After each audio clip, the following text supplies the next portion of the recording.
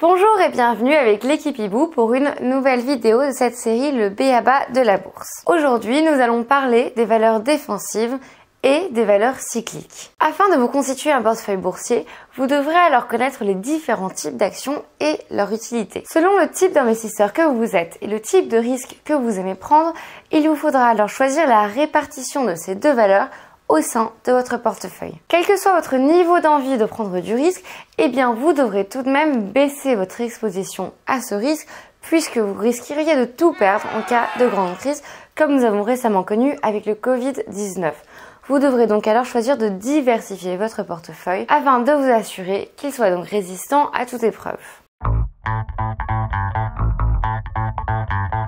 Une valeur cyclique est quelque chose de relativement simple à comprendre, c'est une valeur qui est directement liée à l'économie et à la conjoncture. En période de reprise et de forte hausse économique, eh bien les valeurs cycliques sont les premières à être impactées sur le marché. C'est-à-dire que leur cours de bourse va donc monter très rapidement et qu'elles vont prendre beaucoup de valeur avec la hausse économique. Toutefois, il faut savoir que ces valeurs, en période de crise ou de baisse, je pense notamment à la crise récente du Covid-19, vont être les premières impactées et donc les premières à voir leur cours chuter de manière drastique. Une baisse du valeur cyclique peut donc être tout à fait brutale, elle peut arriver de manière assez surprenante et la baisse, à la place d'être une pente douce, peut être tout à fait horizontale, ce qui peut marquer certains des acheteurs.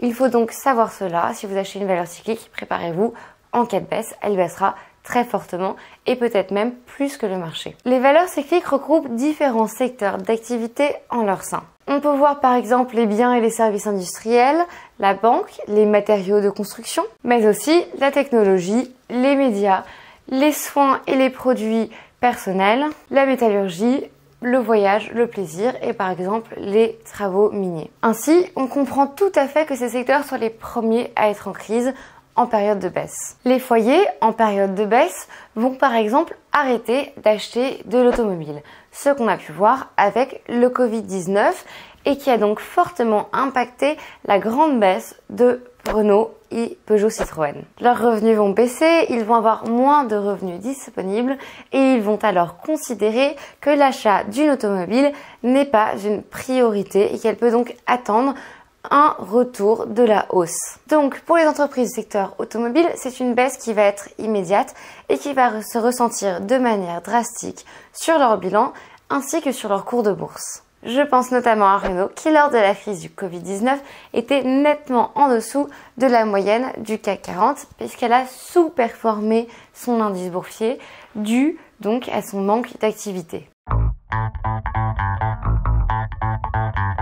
Vous l'aurez donc compris, une valeur défensive est donc l'opposé d'une valeur cyclique, c'est-à-dire que son cours de bourse n'est pas directement lié à l'activité économique ou bien à la conjoncture. Ce sont donc des valeurs dont on dit qu'elles ne connaissent pas en quelque sorte la crise. En période donc de récession et de crise, les valeurs défensives, comme leur nom l'indique, vont rester de solides bases à tout portefeuille. Leur cours de bourse reste donc stable, leur activité économique n'est pas fortement impactée même si elle l'est forcément un peu.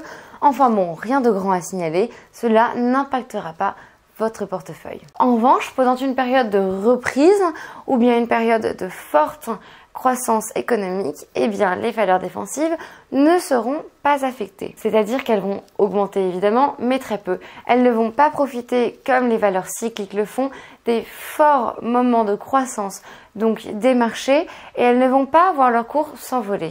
Les valeurs défensives regroupent donc différentes valeurs de différents secteurs. On peut donc prendre par exemple le pétrole, le gaz, l'agroalimentaire, la santé. Ou bien par exemple les télécommunications ou encore le service aux collectivités. Nous allons ici prendre l'exemple de l'agroalimentaire.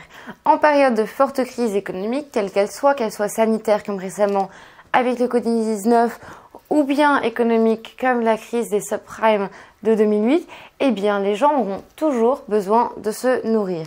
Donc quoi qu'il arrive, leur consommation de nourriture changera peut-être mais très légèrement, pas assez pour avoir un impact direct sur l'activité économique de la société et donc son cours en bourse. Il y a donc ici une certaine stabilité dans les entreprises du secteur agroalimentaire et leur cours de bourse reste plus ou moins stable, même s'il peut monter ou baisser un tout petit peu, pas comme les valeurs cycliques. Nous allons donc ici prendre l'exemple de Carrefour, qui est une valeur donc du secteur agroalimentaire et qui n'a pas été fortement impactée par la récente crise du Covid-19. En février 2019, l'action de Carrefour cotait aux alentours de 16 €. Lorsque la crise sanitaire a donc éclaté en mars, eh bien l'action elle est restée à son cours de 16 € puisque les ménages ont continué à se nourrir. Puis en avril, il y a eu une légère chute de l'action, mais vraiment quelque chose de très petit par rapport donc à Peugeot dont nous avons parlé avant, c'est-à-dire que l'action a baissé de 1 €, elle est donc passée à 15 € et elle est ensuite passée ce mois-ci à 14 €. Vous l'aurez compris, c'est une baisse tout à fait minime qui donc range la valeur dans la classe des valeurs défensives. Même si cela a pu vous paraître évident, ranger une valeur en tant que valeur cyclique ou valeur défensive peut parfois s'avérer difficile. Je pense ici notamment à un secteur en pleine croissance et en pleine expansion en ce moment, le secteur du luxe. Le secteur du luxe ne fait pas partie donc des besoins premiers des foyers et des individuels lors d'une crise, mais toutefois, il fait partie de ces valeurs qui n'ont pas beaucoup baissé lors des récentes crises. Alors pourquoi? Les produits de luxe, prenons par exemple les sacs Louis Vuitton de la marque LVMH, sont des biens de consommation et non des biens de besoins premiers, c'est-à-dire des besoins vraiment nécessaires à la survie. Pourtant, durant les dernières crises, ils ont été tout de même achetés. Eh bien, on peut comprendre cela car les entreprises qui les vendent, LVMH, Kering, mais également les entreprises familiales comme Chanel ou Hermès, n'ont pas eu de problème pendant la crise car elles se sont développées dans les pays émergents qui, eux, ont continué à acheter. On peut donc considérer que les entreprises du secteur du luxe, même si intuitivement elles ne feraient pas partie des valeurs défensives, eh bien, en ce moment peuvent être rangées dans cette catégorie puisqu'elles ne sont pas ou bien très peu affectées par les crises. A l'inverse, on peut également prendre un exemple d'un secteur qui a toujours été considéré comme une valeur défensive, donc l'agroalimentaire dont je vous parlais avant, mais qui aujourd'hui souffre fortement pendant les crises. C'est simple, il s'agit ici de faire la différence entre les fournisseurs et les distributeurs. Pour les distributeurs, je pense notamment à Carrefour, par exemple, dont je viens de vous donner l'exemple avec son cours qui n'a pas fortement bougé durant la crise. Les distributeurs, vous l'aurez compris, résistent donc plutôt bien, mais ce sont les fournisseurs qui, eux, ont été récemment impactés de plein fouet durant les mauvaises périodes économiques que nous avons traversées. Il y a alors plusieurs causes qu'on peut donc comprendre, comme par exemple la hausse du prix des matières premières, donc par exemple les céréales, avec le coût du bio qui est un nouveau coût qui arrive en ce moment.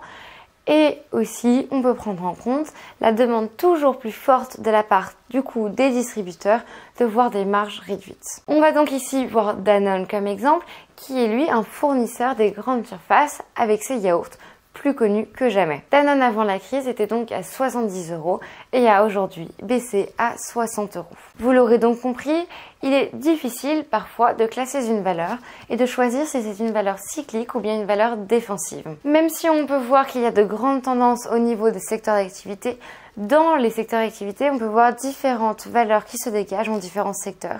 Il faut donc vraiment faire des études au cas par cas. Avec l'évolution de notre société et des modes de consommation qui changent, vous avez dû vous en apercevoir, notamment avec la consommation d'Internet qui a été très forte durant donc la crise récente, eh bien nous voyons qu'il va y avoir donc de grands changements dans cette tendance que nous avons pu observer sur les dernières années. C'est-à-dire qu'on constate que certains secteurs entiers sont en train de bouger et sont en train de devenir des secteurs défensifs et non des secteurs cycliques, ce qu'ils étaient avant. Nous allons donc assister dans les prochaines années à une sorte de mutation donc du paysage économique tel que nous le connaissions et il faudra donc alors parier afin de savoir quelles seront les prochaines valeurs cycliques et les prochaines valeurs défensives. Pour bien investir en bourse, il faudra donc au sein de votre portefeuille diversifier vos investissements afin de baisser votre risque et donc avoir les deux types de valeurs. Si vous êtes un investisseur long terme, notamment, vous allez donc rencontrer des crises tout au long de votre vie d'investisseur et il vaut mieux alors avoir des valeurs défensives dans votre portefeuille